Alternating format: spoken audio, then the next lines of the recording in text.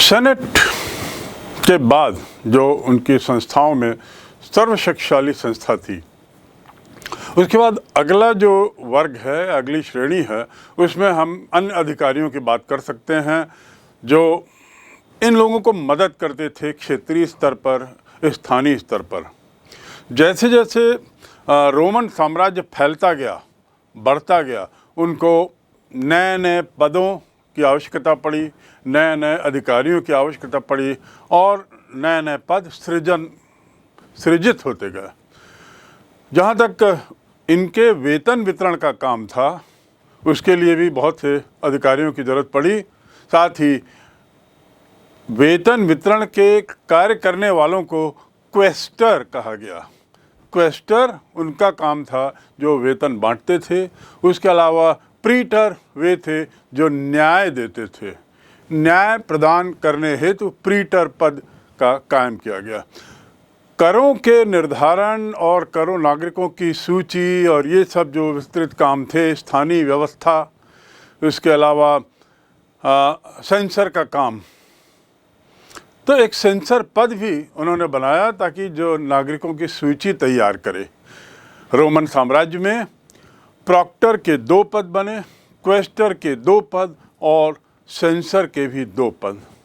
तो ये जो नए नए पद बने, इसकी आवश्यकता साम्राज्य के विस्तारीकरण के साथ साथ होती रही। अन्य अधिकारियों के बाद अब हम आते हैं स्थानीय स्वशासन। अब देखिए, शब्द है स्थानीय यानी क्षेत्रीय, एक विशेष क्षेत्र का शासन, और उसमें स्व शब्द जुड़ा हुआ है। स्वशासन मतलब वहीं के लोगों के द्वारा। स्थानीय स्वशासन का बहुत महत्व था, यानी लोकल लोगों को, स्थानीय लोगों को उस क्षेत्र के शासन प्रशासन में काफ़ी महत्व दिया जाता था। बड़े बड़े नगरों की स्थानीय व्यवस्था जो थी, जैसे सफाई, जल व्यवस्था, इनका प्रबंध तो नगर पालिका जैसी संस्था के अधीन होता था, जैसा आज भी होता है, क्योंकि ये बड़े स्तर पर है। एक नगर स्वयं में अपने समय में एक राज्य के बराबर होता था। अब यहाँ पर नगर पालिकाओं को बड़े बड़े नगरों का कार्य दे दिया गया, और नगर पालिका का जो निर्वाचन होता था, इसमें जो लोग आते थे वे नगर के नागरिक ही होते थे, और इसीलिए इसे स्वशासन कहा गया। नगर वासियों के द्वारा ही नगर पालिका का संचालन, स्थानीय आवश्यकताओं की पूर्ति का कार्य दारोमदार स्थानीय जनता के ऊपर था। ये जो नगर पालिका के जो चुनाव वगैरह होते थे, चयन होता था, इसमें स्त्रियों को और पुरुषों को दोनों को मत देने का अधिकार था। और ये नगर पालिकाएं सामान्यतः आर्थिक दृष्टि से संपन्न होती थी, आर्थिक दृष्टि से आत्मनिर्भर होती थी, क्योंकि वहीं के निवासियों से लिए गए कराधान के माध्यम से ही इतनी आय हो जाती थी कि जिससे नगर पालिका अपने स्वयं की ज़रूरतों को पूरा कर सकती थी, जिसमें दैनंदिन के कार्य जैसे सफाई, नालियों आदि की व्यवस्था, पानी की व्यवस्था, सुरक्षा की कुछ हद तक व्यवस्था आदि आदि सब जुड़े हुए थे। स्थानीय शासन के बाद अगला है एक बड़े स्तर पर प्रांतीय शासन।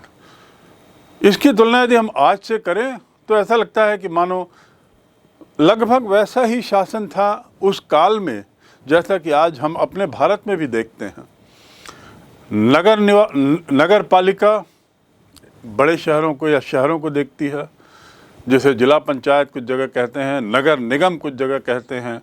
बृहत मुंबई एक बहुत बड़ी इसकी नगर पालिका है। यहाँ पर अब हम नगर पालिका के बाद आते हैं प्रांतीय व्यवस्था पर, स्थानीय व्यवस्था के बाद प्रांतीय व्यवस्था पर। यदि हम इस व्यवस्था को फिर से एक नज़र से देखें तो सबसे ऊपर राजा, फिर उसके बाद सभा रिपब्लिक में बदली, फिर सेनेट हुआ, सेनेट के बाद कुछ अन्य अधिकारी हुए, अन्य अधिकारियों के बाद नगर पालिका आदि हुई जो स्थानीय शासन का हिस्सा थी। और अब प्रांतीय शासन में, जिसमें हमने पहले बताया कि पूरा जो साम्राज्य था, इतना विस्तृत जो साम्राज्य जिसकी चर्चा हम बार बार करते हैं, सबसे ज़्यादा विस्तृत साम्राज्य इनका था उस काल में। वहाँ पर प्रांतों में इसको बांट दिया गया था, अलग अलग प्रांतों में। और ये जो प्रांत थे, इनकी जो अपनी सीमाएं थी, ये जो प्रांत थे, ये दो भागों में बटे थे। एक तो जो सीमा प्रांत की ओर थे, सीमा से लगे हुए थे, और सीमा प्रांत के अतिरिक्त दूसरे राज्य। ऐसा बंटवारा क्यों था? सीमा प्रांत के राज्यों को दूसरे नज़रिए से देखा जाता था, क्योंकि सीमा प्रांत जो विदेशी साम्राज्य से, विदेशी दूसरे देशों से जिनकी सीमाएं छूती थी, वे क्षेत्र सैन्य अधिकारियों के अंतर्गत रख दिया गया। कारण, क्योंकि वो सीमांत क्षेत्र थे, एक तरह से वो साम्राज्य की ढाल हुआ करते थे। और ये आवश्यक था कि सीमाओं को सुरक्षा की दृष्टि से सर्वोच्च प्राथमिकता दी जाए। सुरक्षा की दृष्टि से सर्वोच्च प्राथमिकता देने के उद्देश्य से ही उसके जो अधिकारी थे, सर्वोच्च अधिकारी, वे सैन्य अधिकारी हुआ करते थे। उनके अधीन ये सीमा प्रांत होते। और जहाँ तक अन्य प्रांतों की बात है, यहाँ पर सेनेट के द्वारा नियुक्त प्रांतपति नियुक्त होते थे, सेनेट के द्वारा। सेनेट पूर्व में जिक्र किया जा चुका है, उच्च कुलीन लोगों का, धनाढ्य लोगों का, जमींदार वर्ग का, प्रभावशील लोगों की का एक समूह होता था। तो जिसे हम कह सकते हैं सेंचुरिया मिलिशिया, जिसका जिक्र किया गया था। तो सैन्य अधिकारी सीमांत राज्यों में, और सेनेट के द्वारा नियुक्त लोग अंदर के राज्यों में, जिनका प्रांतपति कहा जाता था उनकी भाषा में। और ये प्रांतपति, बहुत रोचक बात है, इनका लगातार स्थानांतरण होता रहता था। यानी एक राज्य से दूसरे राज्य उनको भेजा जाता रहता था। ऐसा क्यों? आज भी ये प्रथा है कि जो इस तरह के पद हैं जिसमें नौकरशाही रहती है और बड़े बड़े पदों में सचिव, कलेक्टर आदि रहते हैं, इनका स्थानांतरण किया जाता है ताकि वे एक जगह रहते हुए किसी तरह का अपना प्रभाव क्षेत्र ना बना लें, और प्रभाव क्षेत्र बनाकर अपने को शक्तिशाली ना बना लें। साथ ही दूसरा कारण भी इसका ये रहता होगा कि प्रभाव क्षेत्र के अलावा दूसरे राज्यों से स्थानांतरित आए हुए अधिकारी, स्थानांतरित प्रांतपति, किस तरह की जानकारियां उस राज्य के बारे में या अपने पूर्व प्रेडिसेसर के बारे में देते हैं, ताकि उसको भी एक तरीके से सूचना का माध्यम बनाया जा सके, सूचना का माध्यम बनाया जा सके। इनका स्थानांतरण, और इन्हें कोई वेतन नहीं, स्थानांतरण होता था, कोई वेतन नहीं होता था। और इनका मुख्य कार्य होता था कि केंद्र सरकार के जो आदेश हैं उन्हें कार्यान्वित करना। कार्यान्वित करने के लिए वे नीचे तक की संस्थाओं का, राजनीतिक संस्थाओं का से संपर्क रखते थे। उन्हें वहाँ तक केंद्रीय सरकार के आदेशों को भेजते थे और सुनिश्चित करते थे कि ये सब आदेश कार्यान्वित हों। राजनीतिक व्यवस्था को समझने के बाद अब हम थोड़ा आते हैं कि कुछ राजाओं, कुछ सम्राटों की अपनी व्यवस्था कैसी थी, किस तरीके से वे शासन चलाते थे। और उसमें सबसे पहला संदर्भ है सम्राट ट्रोजन का। सम्राट ट्रोजन एक बहुत प्रसिद्ध राजा हुए हैं। वे उनका अपना क्या स्वप्न था, भारत की विजय उनके मन में कहीं पर थी। ट्रोजन का सपना, और वह भी क्या, भारत की विजय। आपको मैंने पहले जिक्र करके बताया है कि कोई एक सम्राट थे जिनका ये सपना था कि वे भारत की ओर बढ़ें। एक तो सिकंदर महान मैसेडोनिया से, अलेक्जेंडर द ग्रेट मैसेडोनिया से आए थे, उन्होंने भी भारत पर हमला किया था। ऐसे यहाँ पर भी इस साम्राज्य के प्रसिद्ध राजा ट्रोजन का भी सपना था कि वह भारत की ओर बढ़े, भारत की विजय प्राप्त करे। नक्शे को देखें तो थोड़ा इनकी दूरी को समझने की कोशिश करें। वैसे पूर्व में भी आपने इसको देखा है, लेकिन एक बार इसको और गौर से देखेंगे कि आपका ये जो नक्शे में इनका जो साम्राज्य है वह भारत से कितनी दूर है। पूरा एशिया माइनर और उसके बाद पार करते हुए ईरान, इराक, अफगानिस्तान, फिर होते हुए भारत, इतनी दूरी आने की ख्वाहिश ट्रोजन में क्यों थी। एंटियोक एक क्षेत्र है। एंटियोक में सर्दियों के समय 1100 जब वहाँ पे बहुत सर्दियाँ होती थी तो उसके बाद फरात नदी पार्थियन की राजधानी टेसिफून तक उनका जो एम्पायर चला गया था। भूकंप से जो पीड़ित जो क्षेत्र था वो सर्दियों के बाद जो फरात नदी, टिग्रिस एंड यूफ्रेटस की हमने चर्चा की है, वहाँ से बढ़ता हुआ पार्थियन और वहाँ की राजधानी टेसाफून तक फैल गया। अब इतना लंबा यदि इनका एम्पायर फैला है तो पारस की खाड़ी के सिरे तक पहुँच गया है, तो इतिहासकार जो कैसियस डियो हैं उनके अनुसार भारत को जाने के लिए किसी वाणिज्यिक पोत को ट्रोजन लालायित नज़रों से देखता था और चाहता था कि वह भी सिकंदर जैसा जवान होता। ये उसका सपना था। और कारण क्या था? सपने का जन्म हुआ कहाँ से? इस पर इतिहासकार का कहना है कि उसका ध्यान उन वाणिज्यिक ऐसी पोतों पर जाता था, ऐसे जहाज़ों पर जाता था जो भारत की तरफ आते थे, और उन्हें उस नज़र से देखता था और चाहता था कि वो अब वृद्ध हो चला है, काश वो बूढ़ा नहीं होता, जवान रहता, और ऐसी स्थिति में उसके लिए संभव था ट्रोजन के लिए कि वो भारत की ओर आगे बढ़ता, भारत का सपना उसका पूरा होता। पर दुर्भाग्य ऐसा नहीं था। अगर ट्रोजन भारत जीत लेता तो भारत किस प्रकार का होता। कल्पना करिए, भारत इस एम्पायर का एक हिस्सा बन जाता है जिसके बारे में हम पढ़ रहे हैं, और इस एम्पायर का हिस्सा बनने पर भारत का इतिहास कुछ दूसरा रूप लेता। और ये सब एक कल्पना की उड़ान है कि ऐसी सच्चाई नहीं है कि भारत पर उन्होंने कब्जा किया या भारत पर कभी आक्रमण किया, लेकिन कल्पना करिए यदि ट्रोजन, जो स्वयं एक बहुत महान शासक था, यदि वो सफल होता तो भारत का रूप क्या होता, किस तरीके से हमारा इतिहास बदलता। रोमन साम्राज्य के विस्तार अभियान को ट्रोजन ने 113-117 ईस्वी में चलाया। ईस्वी यानी जीसस क्राइस्ट के जन्म के बाद, बीसी की बात नहीं कर रहे हैं, ईस्वी पूर्व की बात नहीं हो रही। और ये उसके प्रारंभिक विस्तार का एक अभियान था,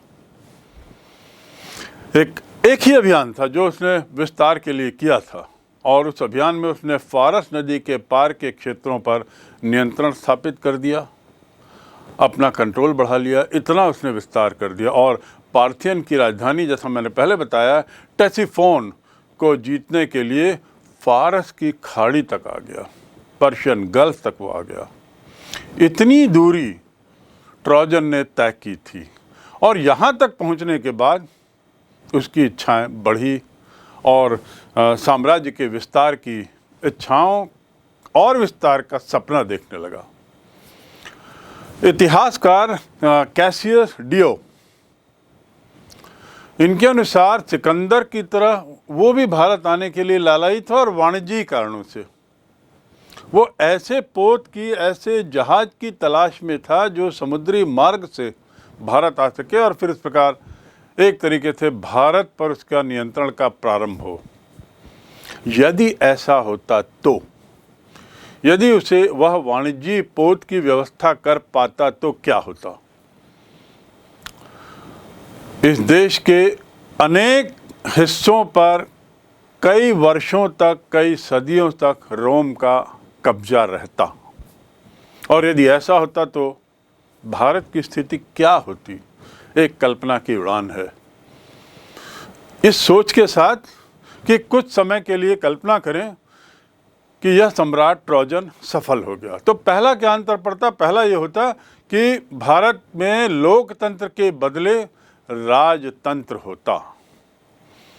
रोमन साम्राज्य की भांति भारत में भी सम्राट होते, अभिजात वर्ग होता और साथ ही साथ सेना प्रमुख होता, काउंसिल होते और सेनेट होता, और इन पदों के वही नाम होते जो रोमन साम्राज्य में थे। तो रोमन साम्राज्य का प्रभाव कई सौ वर्षों तक यहाँ पे दिखता और लोकतंत्र की जगह राजतंत्र रहता। ये तो पहला परिवर्तन रोम साम्राज्य के हिस्सा बनने पर होता। दूसरा, आर्थिक ढांचा यहाँ का बहुत मजबूत होता, क्योंकि रोम का स्वयं का, रोमन साम्राज्य का जो आर्थिक ढांचा है, इकोनॉमिक फाउंडेशन, वह बड़ी मजबूत थी। उनकी जो कर प्रणाली थी, उनकी जो कर लेने की व्यवस्था थी, उनके जो विनिमय की व्यवस्था थी, उनके जो अपने बजट की व्यवस्था थी, वह बड़ी वैज्ञानिक थी, तर्कों पर आधारित थी। स्वाभाविक है वे अपने सभी क्षेत्र में वही अर्थव्यवस्था लागू करते जो सफल रूप से उनके क्षेत्र में लागू थी।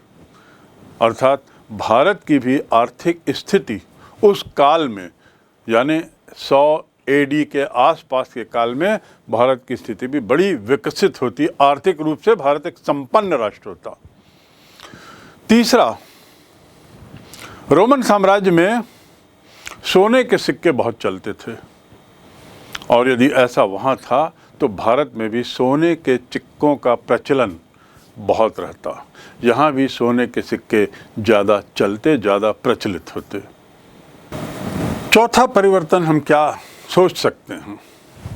मैं पुनः दोहराऊंगा कि एक तरीके से कल्पना की उड़ान है कि इतिहासकार ने बताया है अपने अध्ययन के आधार पे कि संभावना थी कि ट्रोजन भारत पे हमला करता और उस पर कब्जा करता। ऐसी स्थिति में चौथा परिवर्तन क्या दिखता? सबसे बड़ा कि साम्राज्यी प्रणाली होती।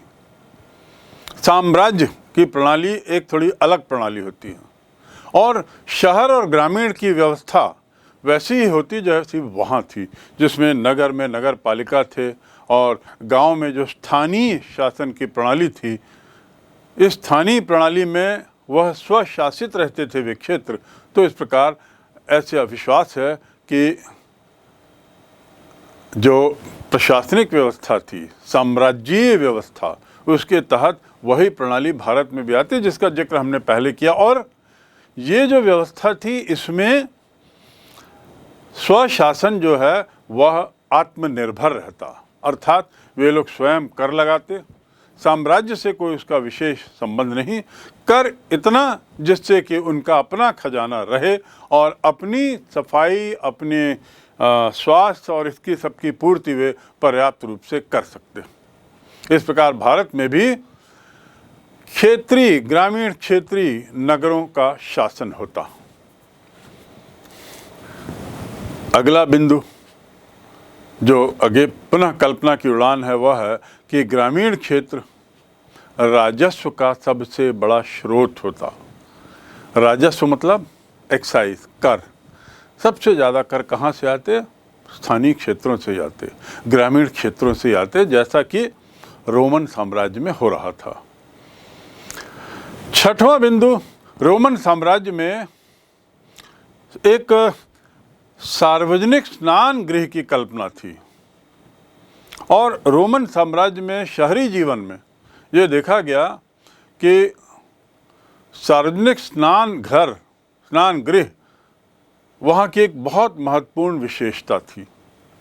तो आर्थिक पहलू, प्रशासनिक पहलू, साम्राज्यीय पहलू समझने के बाद ये स्नान गृह, ये भी शायद भारत के नगरों में बहुत मिलते। हर शहर में प्रायः ऐसा सार्वजनिक स्नान गृह होता। सार्वजनिक स्नान गृह यानी पब्लिक स्विमिंग पूल जैसा यहाँ। और ये इसका मकसद क्या था? इस स्विमिंग पूल का मकसद था मनोरंजन, एंटरटेनमेंट, और हो सकता है कुछ कार्यक्रम भी वहाँ होते रहे होंगे। तो शहरी लोगों के उच्च स्तर के मनोरंजन के साधन शहरों में उपलब्ध थे, जिसमें स्नान गृह भी था, सर्कस होता था, थिएटर था, जानवर और तलवारबाजी की लड़ाइयाँ होती थी। तो उस समय हमारे भारत में, यदि भारत रोमन साम्राज्य का हिस्सा होता, तो उस समय से सर्कस, उस समय से थिएटर, उस समय से तलवारबाजी आदि मनोरंजन के जो साधन थे वह प्रचलित रहते, और स्नान गृह तो हर शहर में बहुत महत्वपूर्ण माना जाता था। निश्चित रूप से भारत का शहरी जीवन जो है वो रोमन साम्राज्य के शहरी जीवन से काफ़ी प्रभावित होता, और ये सब चीज़ें यहाँ पर भी दिखाई देती, उपलब्ध रहती।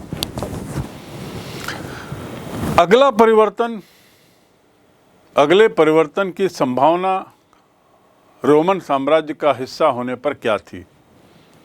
धार्मिक क्षेत्र में भारत उस समय एक हिंदू राज्य था, मतलब हिंदुओं का बाहुल्य था, और विदेश से भी कुछ हमले अड़ोस पड़ोस से होने शुरू हो गए थे। शुंग, कण्व, ये सब भारत की सीमाओं पर आ चुके थे, और विदेश से संपर्क बन रहा था। अलग धर्मों के लोगों से एक तरीके से संबंध प्रारंभ हो गए थे, लेकिन ऐसा मानना है कि यदि रोमन साम्राज्य का हिस्सा भारत होता तो लंबे समय के लिए होता, और यदि लंबे समय के लिए उस साम्राज्य का हिस्सा बनता तो निश्चित रूप से भारत का राजधर्म ईसाई धर्म हो जाता। ईसाई धर्म हमारे देश का राजधर्म होने की संभावना से इनकार नहीं किया जा सकता यदि भारत रोमन साम्राज्य का हिस्सा होता और ट्रोजन अपने उद्देश्य में, अपने स्वप्न को साकार करने में सफल होता। ईसाई धर्म के राजधर्म बनने से बहुत तरह के परिवर्तन आते, सामाजिक परिवर्तन, उसके अलावा सांस्कृतिक परिवर्तन, विचारों में परिवर्तन, जीवन शैली में परिवर्तन आदि आदि।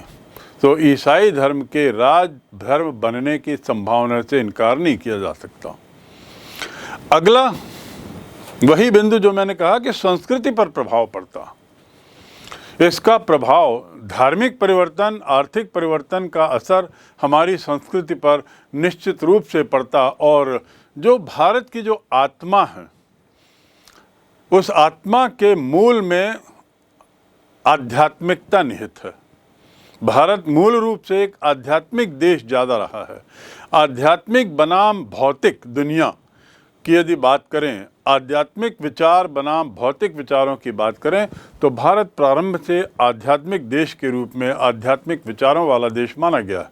यदि हम रोमन एम्पायर का हिस्सा बनते और ईसाई धर्म का बाहुल्य होता तो निश्चित रूप से हमारे आध्यात्मिक विचारों को चोट पहुंचती, ठेस पहुंचती, और भारत एक तरीके से आध्यात्मिक तत्वों से हटकर, उस सोच से हटकर भौतिकवादी संस्कृति की ओर बढ़ जाता।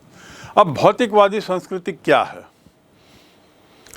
भौतिकवादी संस्कृति मतलब इस धरती में मिलने वाली सुख सुविधाओं के लिए जीना। और भारत का जो अध्यात्मवाद है वो इस बात पर विश्वास करता है कि मनुष्य जो जीता है वह दूसरे धर्म, दूसरे जो जगह में बेहतर, अगली ज़िंदगी में बेहतर जीवन पाने की इच्छा के साथ जीता है। अर्थात भौतिक सुख, इस धरती में मिलने वाले सुख हम भारतीयों की संस्कृति में नगण्य हैं, निम्न हैं। आध्यात्मवादी हम ज़्यादा हैं, लेकिन ईसाई धर्म के आने से हम भौतिकवादी ज़्यादा बनते। हमारी सोच में यहाँ के सुख सुविधाओं की प्राथमिकता रहती, ऐसा सोचना है।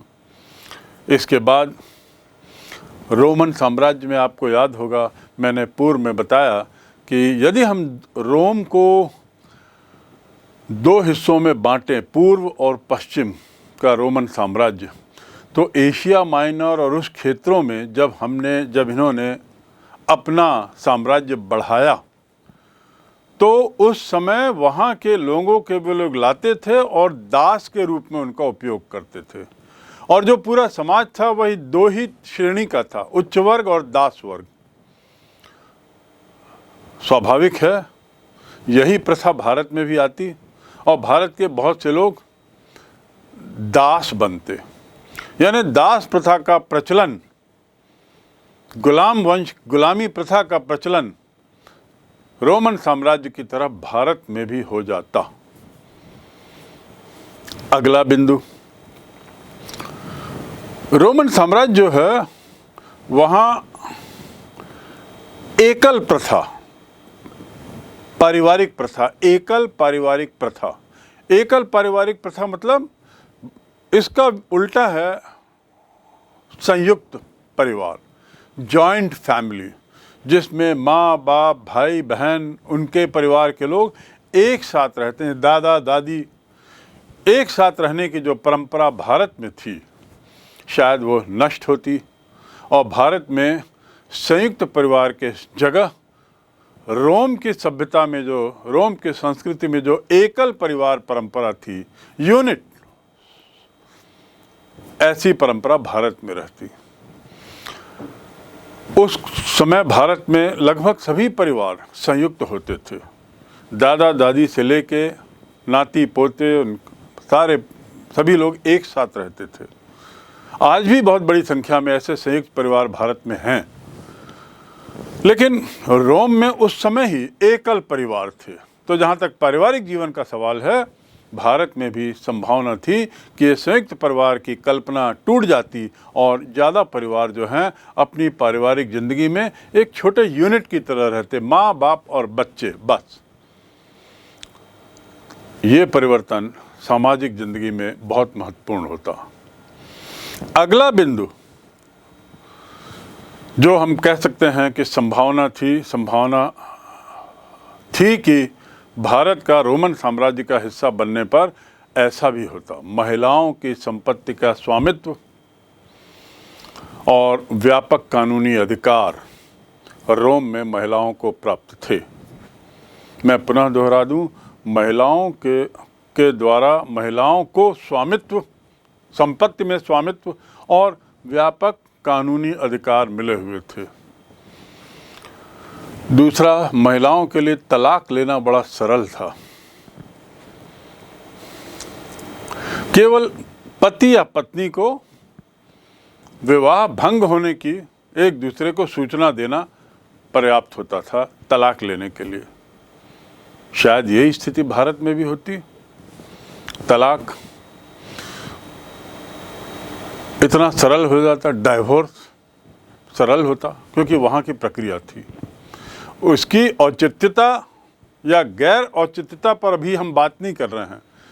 हम केवल ये देख रहे हैं कि रोमन एम्पायर का हिस्सा बनने पर भारत के समाज पर क्या प्रभाव पड़ता। ऐसे ही संपत्ति के मामले में महिलाओं को समान अधिकार होता, कानून का संरक्षण उनको पर्याप्त मिलता, जो कि उस काल में भारत में उतना नहीं था महिलाओं के लिए। तो ये एक अच्छा परिवर्तन रहता। इसके बाद भारत की एक बहुत बुरी सांस्कृतिक विरासत रही है, सामाजिक बुराई, और वह है बाल विवाह।